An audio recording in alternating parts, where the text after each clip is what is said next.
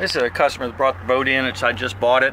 It's not been started this year, and it was purchased in the middle of the winter time, so he's never gotten a chance to take it to the lake yet. And what I actually did was notice that all that rusty type stuff right there makes me believe it's cracked underneath there.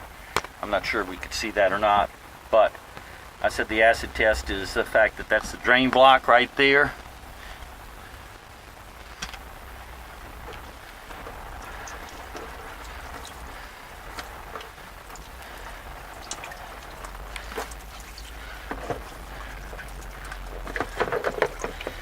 And so that's what's draining out of the block.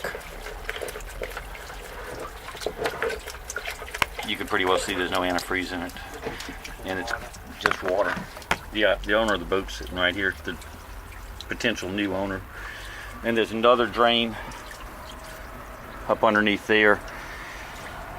So, but that shouldn't have any water. That's why the block's cracked, is because there's water inside. That froze over the winter time. That was solid ice. So something's gone wrong with the winterization process because someone didn't drain the block out. So we're going to let it drain. We're going to start it up and see what happens next.